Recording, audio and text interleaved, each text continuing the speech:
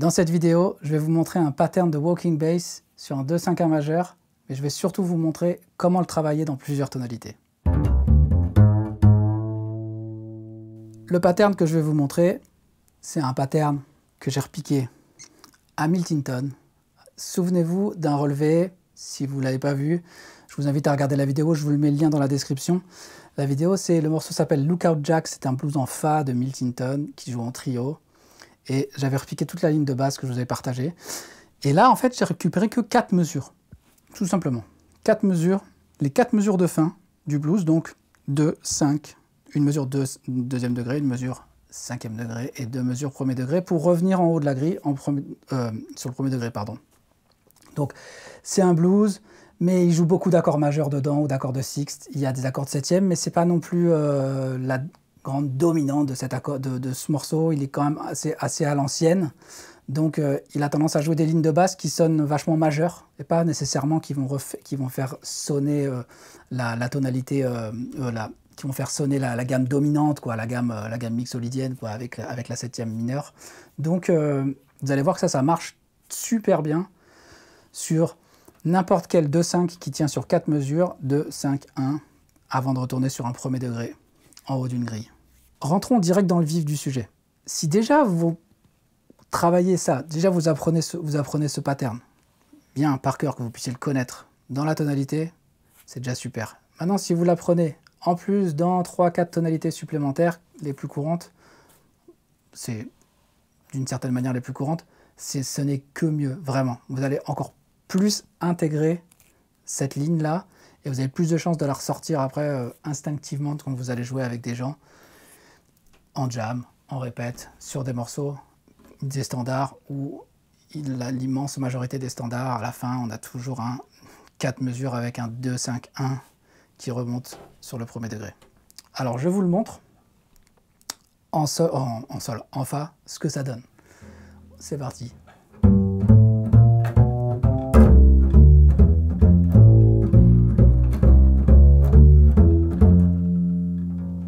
Ça, c'est la ligne de Miltington de base. Alors, il joue pas à ce tempo-là. Lui, le tempo... c'est plutôt ça. Mais vous avez vu, ça sonne très bien.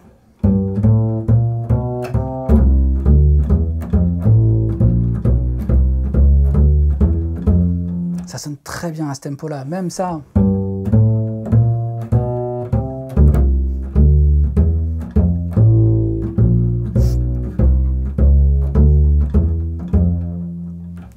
ça marche, pas de problème, pas en mode balade. Hein. Donc là, on l'a dans la tonalité qu'il y a sur le disque. On va essayer on va s'amuser un peu avec les schémas, très simplement déjà. Donc vous pouvez, si vous avez envie de bosser dans tous les tons, vous pouvez vous amuser, vous dire, bah, je vais bosser un demi-ton au-dessus, ou je vais essayer dans le cycle des cartes. C'est des trucs qui se font souvent. Alors je vais monter, je vais descendre. Là, je vous montre, je fais vraiment de manière aléatoire, je vais vous montrer certaines tonalités. Aléatoire et pas tant que ça.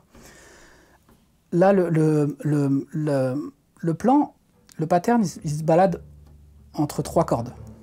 Donc, on est parti sur Sol, et on est allé jusqu'à la corde de La. On peut faire la même chose en partant de Ré, et en allant sur la corde de Mi. Si on applique le même schéma. Donc si je démarre de Ré, ça fait Ré mineur. Ré mineur, on se retrouve avec la tonalité de Do majeur. On fait Ré mineur, Sol 7 qui va sur Do. Donc ça donnerait ça.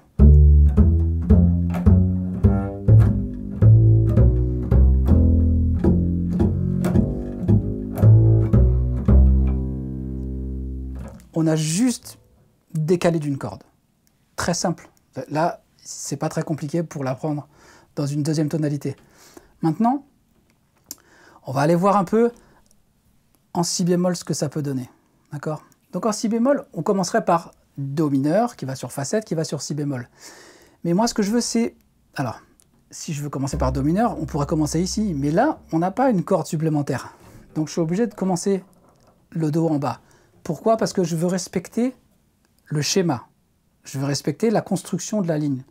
Je pourrais tout à fait la modifier pour l'adapter ici, commencer tout ici, et puis dès que je ne peux pas aller dans les graves, je vais plutôt dans les aigus. C'est quelque chose qui se fait, tout à fait. On peut pivoter, changer d'octave.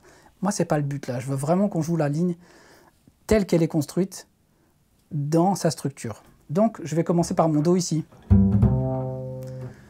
si je vous la joue, vous allez voir qu'avec les cordes à vide, ça va pas être si compliqué que ça. On va avoir une corde à vide qui va nous permettre de nous retrouver vite en demi-position et de pas avoir à jongler de partout. Donc ça ferait ça.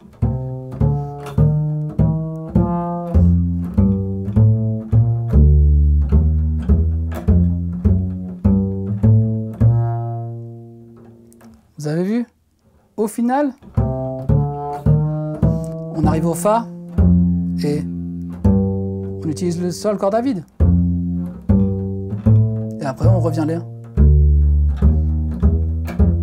Et toujours une corde à vide. Donc je privilégie aussi ça, les cordes à vide. Parce que c'est un pattern qui est joué où on sert beaucoup de cordes à vide, c'est joué dans cette zone-là. Donc j'essaye de chercher avec ces tonalités-là. Les tonalités où il n'y a pas de corde à vide, c'est là où ça va devenir un peu plus complexe, en tout cas un peu plus... Ça va demander plus de démancher et c'est pas nécessairement ce qui va vous venir le plus naturellement possible quand vous allez jouer, même si vous avez la phrase dans la tête. Donc si bémol, un autre qui est vachement facile en haut, que j'aurais même pu vous montrer avant si bémol, c'est en mi bémol. On a fa mineur, si bémol pour aller sur mi bémol. Je vous le montre tout de suite.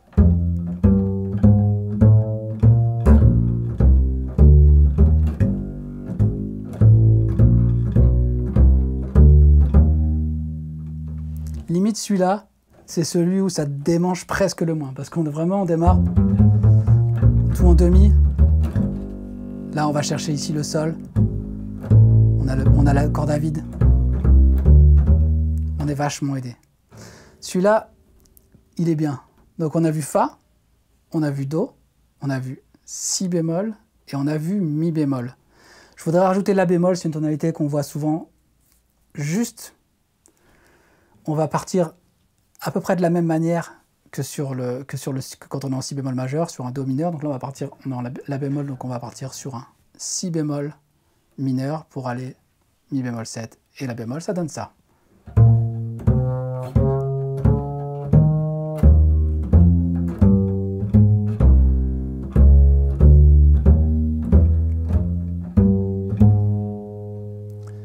Je vais vous les montrer pourquoi, parce qu'ils ressemblent comme s'y méprendre au 2-5 en Si bémol. On commence pareil. On va chercher notre Mi bémol à l'octave. Mais là, on se sert, on fait Mi bémol, Fa, Sol, corde à vide, pour revenir ici au La bémol. Et après, là c'est comme quand on était arrivé en Mi bémol, comme quand on a fait le 2-5 en Mi bémol. Donc c'est à peu près similaire. Vous allez voir que les schémas se retrouvent à des endroits sur l'instrument. Il est construit l'instrument de telle manière qu'il y a des schémas qui vont se retrouver et que ça va être beaucoup plus simple. Voilà. Je voulais simplement vous montrer. Il y a d'autres tonalités. J'aurais pu vous montrer les tonalités en Ré, j'aurais pu vous montrer en Sol. C'est à peu près pareil. Si vous avez ça déjà, celle-là dans les pattes, les autres, elles vont être beaucoup plus faciles. Il y a d'autres tonalités qui se jouent que ici, où vous n'avez pas besoin de descendre. Je vous laisse à vous le soin de les découvrir, de faire ce travail-là si vous voulez. Mais je pense que déjà avec ça, Fa, Do, Si bémol, Mi bémol, La bémol, il y a déjà pas mal de morceaux que vous allez pouvoir couvrir. Allez, j'espère que ça va vous aider. Comme d'hab, un PDF à télécharger dans la description. Je vous ai mis le pattern avec les doigtés. Vous n'avez plus qu'à vous inscrire, vous télécharger. Et puis, à vous de jouer.